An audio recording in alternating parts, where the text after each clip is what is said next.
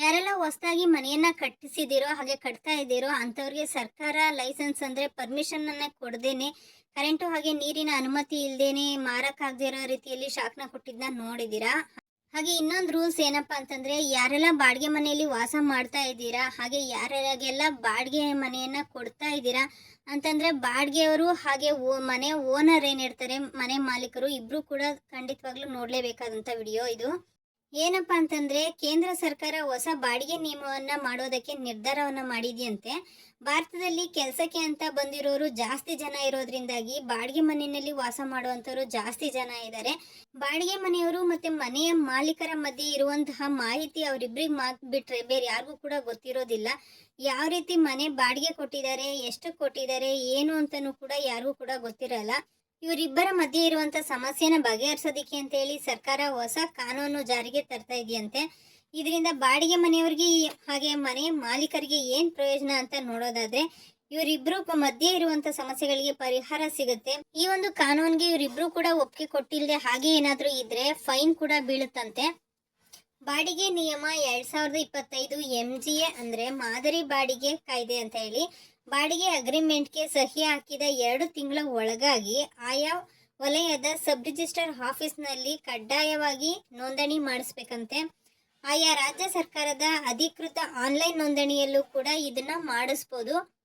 ಆನ್ಲೈನಲ್ಲೂ ಕೂಡ ಮಾಡಿಸ್ಬೋದು ಅಂದ್ರಲ್ಲ, ಹೇಗೆ ಅನ್ನೋದಾದ್ರೆ ಸಬ್ ರಿಜಿಸ್ಟ್ರೇಷನ್ ಪ್ರಾಪರ್ಟಿ ಪೋರ್ಟಲ್ನಲ್ಲಿ ಹೋಗಿ ಬಾಡಿಗೆ ಮನೆಯವರು ಮತ್ತು ಮನೆಯ ಮಾಲೀಕರು ಯಾರಿರ್ತಾರೆ ಅವರು ಕೆಲವು ದಾಖಲೆಗಳನ್ನ ನೋಂದಣಿ ಮಾಡಬೇಕಾಗತ್ತೆ. ಅದರಲ್ಲಿ ಎಷ್ಟು ಬಾಡಿಗೆ ಕೊಡ್ತಾ ಇದ್ದಾರೆ, ಎಷ್ಟು ಅಡ್ವಾನ್ಸ್ನ ತಗೊಂಡಿದ್ದಾರೆ, ಮನೆ ಹೇಗಿದೆ, ಏನೆಲ್ಲ ಅನುಕೂಲಗಳನ್ನ ಕೊಟ್ಟಿದ್ದಾರೆ, ಈ ರೀತಿಯಾದಂಥ ಕೆಲವೊಂದು ವಿವರಗಳನ್ನ ಅಲ್ಲಿ ಎಂಟ್ರಿ ಮಾಡಬೇಕಾಗತ್ತೆ. ನಂತರ ಸಬ್ಮಿಟ್ ಆಪ್ಷನ್ ಅನ್ನ ಪ್ರೆಸ್ ಮಾಡಿದ್ರೆ ಸಾಕು, ನೀವು ಕೊಟ್ಟಂತ ದಾಖಲೆ ಪ್ರಕಾರವಾಗಿ ನಿಮಗೆ ಈ ಒಂದು ರಿಜಿಸ್ಟ್ರೇಷನ್ ಪತ್ರ ರೆಡಿ ಆಗುತ್ತೆ.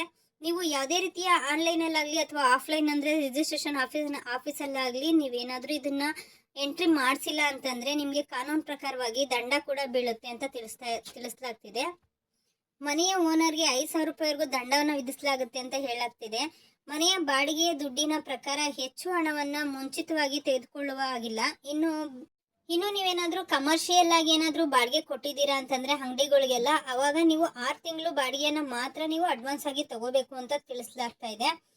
ಹಾಗೆ ಬಾಡಿಗೆದಾರರು ಮನೆಯಲ್ಲಿ ಇರ್ಬೇಕಂದ್ರೆ 11 ತಿಂಗಳ ಅಗ್ರಿಮೆಂಟ್ ನ ಮಾಡ್ಕೊಡ್ಬೇಕಾಗತ್ತೆ. 11 ತಿಂಗಳ ಆದ ನಂತರ ಮತ್ತೆ ನೀವೇನೆಲ್ಲ ಜಾಸ್ತಿ ಮಾಡ್ತೀರಾ, ಅಡ್ವಾನ್ಸ್ ಆಗ್ಬೋದು, ಬಾಡಿಗೆ ಆಗ್ಬೋದು, ಏನೆಲ್ಲ ಜಾಸ್ತಿ ಮಾಡ್ತೀರೋ ಅದನ್ನೆಲ್ಲನೂ ಕೂಡ ಮತ್ತೆ ಎಂಟ್ರಿ ಮಾಡಿಸೋದಕ್ಕೆ ನೀವು ಮತ್ತೆ ಸಬ್ ರಿಜಿಸ್ಟರ್ ಆಫೀಸ್ಗೆ ಹೋಗಿ ಮತ್ತೆ ಅದೆಲ್ಲವನ್ನು ಕೂಡ ನೋಂದಣಿ ಮಾಡಿಸ್ಬೇಕಾಗತ್ತೆ. ಅದೇ ರೀತಿ ಅಲ್ಲಿಗೆ ಹೋಗಕ್ಕೆ ಆಗಲ್ಲ ಅನ್ನೋದ್ರೆ ನೀವು ಆನ್ಲೈನಲ್ಲಿ ಕೂಡ ಮಾಡಿಸ್ಬೋದು ಅಂತ ತಿಳಿಸಿದ್ದಾರೆ. ಹಾಗೆ ಒಂದು ವೇಳೆ ಬಾಡಿಗೆದಾರರು ಏನಾದರೂ ಮನೆಯನ್ನು ಬಿಡಬೇಕು ಅನ್ನೋದಾದರೆ ಓನರ್ಗೆ 3 ತಿಂಗಳು ಮುಂಚೆನೇ ತಿಳಿಸ್ಬೇಕು ಅಂತ ಕೂಡ ಹೇಳಲಾಗಿದೆ. ಹಾಗೆ ಓನರ್ ಏನಾದರೂ ಬಾಡಿಗೆದಾರನ ಮನೆ ಬಿಡಿಸ್ಬೇಕು ಅಂದರೆ ಅವ್ರಿಗೂ ಕೂಡ 3 ತಿಂಗಳು ಮುಂಚೆನೇ ಹೇಳಿರಬೇಕು. ಸಡನ್ನಾಗಿ ಬಂದು ಮನೆ ಖಾಲಿ ಮಾಡಿಸೋದೇ ಆಗಲಿ ಹಾಗೆ ಮಾಡ್ಕೊಂಡು ಹೋಗ್ತೀವಿ ಅನ್ನೋದಾಗಲಿ ಮಾಡೋಂಗಿಲ್ಲ ಅಂತೇಳಿ ತಿಳಿಸಲಾಗಿದೆ. ಬಾಡಿಗೆ ಮನೆಯವರು ಹಾಗೂ ಮನೆಯ ಮಾಲೀಕರ ಜಗಳವನ್ನ ಸರಿಪಡಿಸೋದಿಕ್ಕೆ ಸರ್ಕಾರ ಈ ಒಂದು ಹೊಸ ನಿಯಮವನ್ನ ಜಾರಿಗೆ ತರ್ತಾ ಇದೆಯಂತೆ. ಇವುಗಳ ಇತ್ಯರ್ಥಕ್ಕಾಗಿ ಜಿಲ್ಲಾ ಮಟ್ಟದಲ್ಲಿ ನ್ಯಾಯಾಲಯವನ್ನು ಕೂಡ ಒಂದು ಸ್ಥಾಪನೆ ಮಾಡ್ತಾ ಇದೆ ಅಂತ ತಿಳಿಸಲಾಗ್ತಿದೆ. ಬರುವ ವ್ಯಾಜ್ಯಗಳನ್ನ 60 ದಿನದ ಒಳಗಾಗಿ ಇತ್ಯರ್ಥ ಮಾಡಬೇಕು ಅಂತ ಡಿಸಿಷನ್ ಕೂಡ ತಗೊಂಡಿದೆಯಂತೆ. ಇದರಿಂದ ಬಾಡಿಗೆದಾರಿಗಾಗ್ಲಿ ಅನುಕೂಲ ಆಗುತ್ತೆ, ಹಾಗೆ ಏನು ಓನರ್ಗೂ ಕೂಡ ಇದರಿಂದ ಅನುಕೂಲ ಆಗುತ್ತೆ. ಏನೆಲ್ಲ ಅನುಕೂಲ ಅಂತ ನೋಡೋದಾದ್ರೆ, ಒಂದ್ ವೇಳೆ ಬಾಡಿಗೆದಾರನು ಮನೆ ಬಿಡುವಂತ ಸಂದರ್ಭದಲ್ಲಿ ಇಬ್ಬರಿಗೂ ಕೂಡ ಅಡ್ಜಸ್ಟ್ ಆಗದೆ ಏನಾದರೂ ಜಗಳ ಸ್ಟಾರ್ಟ್ ಆದ್ರೆ ಅಂತ ಟೈಮಲ್ಲಿ ಈ ಒಂದು ಅಗ್ರಿಮೆಂಟ್ ಏನು ನೋಂದಣಿ ಮಾಡಿಸಿರ್ತೀರಾ ಅದ್ರ ಕರೆಕ್ಟಾಗಿ ಲೀಗಲ್ ಆಗಿ ಇತ್ತು ಅಂತಂದ್ರೆ ನೀವು ಸಬ್ ರಿಜಿಸ್ಟರ್ ಆಫೀಸಲ್ಲಿ ಹೋಗಿ ಅದನ್ನ ಎಂಟ್ರಿ ಮಾಡಿಸಿರ್ತೀರಲ್ವಾ, ಅವಾಗ ಸರ್ಕಾರ ಇಲ್ಲಿ ಕಾನೂನು ಮಧ್ಯೆ ಬರೋದ್ರಿಂದಾಗಿ ಇಬ್ಬರಲ್ಲೂ ಯಾರು ತಪ್ಪಿದೆ ಅಂತ ಹೇಳಿ ನೋಡಿ ಅವರಿಗೆ ಒಂದು ನ್ಯಾಯವನ್ನು ಒದಗಿಸಬಹುದು ಅಂತ ತಿಳಿಸಲಾಗಿದೆ. ಬಾಡಿಗೆಯಿಂದ ಬರುವ ಆದಾಯಕ್ಕೆ ತೆರಿಗೆ ಹಾಕಲಾಗುತ್ತಂತೆ. ಮೊದಲು 2 ಲಕ್ಷದಿಂದ 40,000ವರೆಗೂ ಇತ್ತು ಈ ಒಂದು ಕಾನೂನು. ಆದರೆ ಇವಾಗ ಮತ್ತೆ ಬದಲಾಗಿದೆ ಅಂತ ತಿಳಿಸಲಾಗಿದೆ. ಈಗ 4 ಲಕ್ಷದವರೆಗೂ ಯಾವುದೇ ರೀತಿಯ ತೆರಿಗೆಯನ್ನು ಕಟ್ಟೋಂಗಿಲ್ಲ. ಆನಂತರ 4 ಲಕ್ಷಕ್ಕಿಂತ ಜಾಸ್ತಿ ಏನಾದರೂ ನೀವು ಬಾಡಿಗೆಯನ್ನು ತಗೊತಾ ಇದ್ರೆ ಅದಕ್ಕೆ ನೀವು ಸರ್ಕಾರಕ್ಕೆ ತೆರಿಗೆಯನ್ನು ಕಟ್ಟಬೇಕಾಗತ್ತಂತೆ.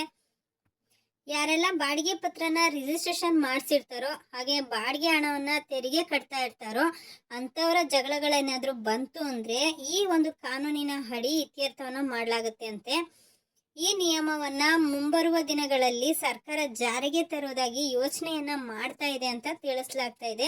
ಇದಕ್ಕೂ ಮುಂಚೆ ಒಂದ್ಸರಿ ಹೇಳಲಾಗಿತ್ತು ಇದೇ ರೀತಿಯಾಗಿ. ಅದೇ ಮತ್ತೆ ಸರ್ಕಾರ ಇದೇ ನಿರ್ಧಾರವನ್ನ ಮತ್ತೆ ತಿಳಿಸ್ತಾ ಇದೆ. ಸೊ ಯಾವಾಗ ಈ ಒಂದು ಕಾನೂನು ಜಾರಿಗೆ ಬರುತ್ತೆ ಅಂತ ಗೊತ್ತಿಲ್ಲ. ಮುಂದಿನ ದಿನದಲ್ಲಿ ಯೋಚನೆ ಮಾಡ್ತಾ ಇದೀವಿ ಅಂತ ಸರ್ಕಾರ ತಿಳಿಸ್ತಾ ಇದೆ. ಸೊ ಇದ್ರ ಬಗ್ಗೆ ನಿಮ್ಗೆ ಏನು ಅನಿಸ್ತು ಅನ್ನೋದನ್ನ ದಯವಿಟ್ಟು ಕಮೆಂಟ್ ಮಾಡೋದನ್ನ ಮರಿಬೇಡಿ.